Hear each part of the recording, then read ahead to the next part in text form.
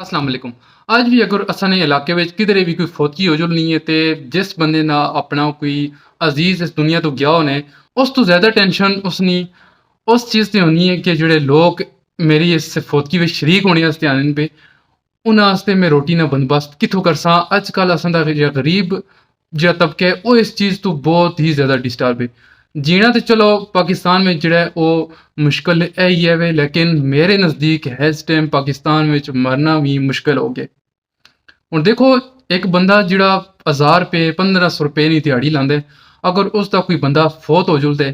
ਤੇ ਕਾਫੀ ਦੂਰ ਦਰਾਜ਼ ਤੋਂ ਉਸਤੇ ਅਜ਼ੀਜ਼ ਵਕਾਰੋ ਵੀ ਆਉਂਦੇ ਨੇ, ਗਰਾਂ ਦੇ ਵੀ ਆਉਂਦੇ ਨੇ ਤੇ ਉਹ ਫਿਰ ਉੱਥੇ ਦੇਗਾਂ ਚਲਦੀਆਂ ਜਨਾਬ ਤੇ ਫਿਰ ਉਹ ਉੱਥੇ ਰੋਟੀ ਚੱਲਦੀ ਹੈ ਤੇ ਫਿਰ ਜਿਤਨੇ ਵੀ ਲੋਕ ਆਸ਼ ਫੇਰੀ ਚੋਂ ਦੂਰੇ ਦੇ ਚਲੋ ਜਿਹੜੇ ਆਏ ਹੁੰਦੇ ਨੇ ਉਹਨਾਂ ਦਾ ਚਲੋ ਬਣਦਾ ਹੈ ਜੀ ਕਿ ਉਹ ਬਹਿ ਕੇ ਰੋਟੀ ਖਾਣ ਸਭ ਕੁਝ ਕਰਨ ਜੀ ਬਣਦਾ ਵੀ ਹੈ।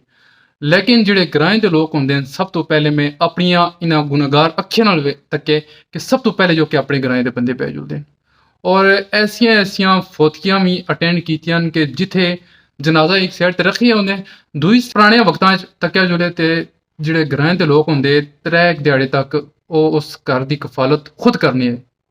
ਤਾਂ ਕਿ ਇੱਥੇ ਤੱਕ ਕਿ ਤਰੇ ਦਿਹਾੜੇ ਉਸ ਘਰ ਚੁੱਲ੍ਹਾ ਨਹੀਂ ਬਲਣਾ ਆ ਚਾਹ ਚਾਹੀ ਨਹੀਂ ਹੋਣੀ ਹੈ ਗੁਆਂਢੇ ਤੋਂ ਆਨੀ रोटी चाहिए होनी है गुआंढे तो आनी दुनिया नहीं हर चीज़ गुआंढे तो अज हाल है वे कि कोई मरना है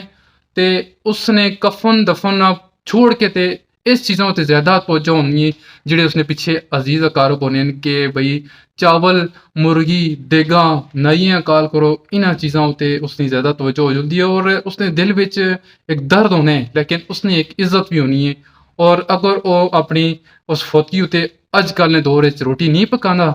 ਤੇ ਮੇਰੇ ਹਾਲ ਵਿੱਚ ਅਸਾਂ ਦੇ ਜਿਹੜੇ ਮੁਆਸ਼ਰੇ ਦੇ ਲੋਕ ਨੇ ਉਹ ਉਸਾਂ ਇੱਕ ਨੀਚ ਤਬਕੇ ਵਿੱਚ ਸ਼ੁਮਾਰ ਕਰ ਛੁੱਟਦੇ ਨੇ ਕਿ ਇਹ ਬੰਦਾ ਜਿਹੜਾ ਇਹ ਬਹੁਤ ਜ਼ਿਆਦਾ ਨੀਚ ਹੈ ਜੀ ਇਸ ਰੋਟੀ ਨਹੀਂ ਪਕਾਈ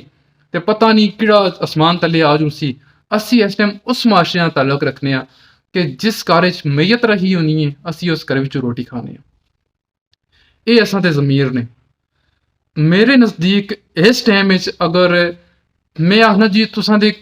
घरों में शादियां होंदियां ब्याह होंदे दबा के लोगों को रोटी खिलाओ दबा के लोगों को रोटी आखो जी ठीक है जी नहीं सही पकाईस नहीं चंगी पकाईस ठीक है जी मरने की गल है जी नहीं पकाईस जी।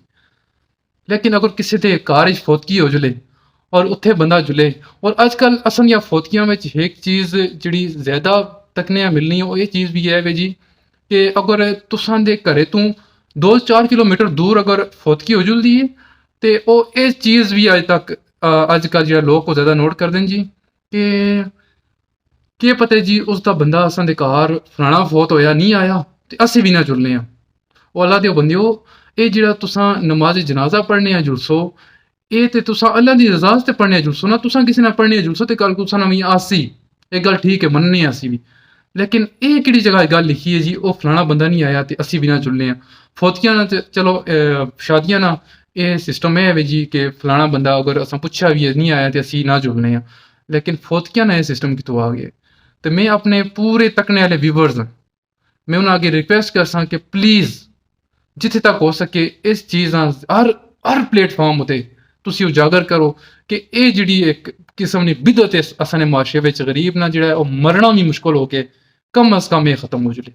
कम अज़ कम ये ख़त्म हो जुले तो असा जो गरीब लोग ने वो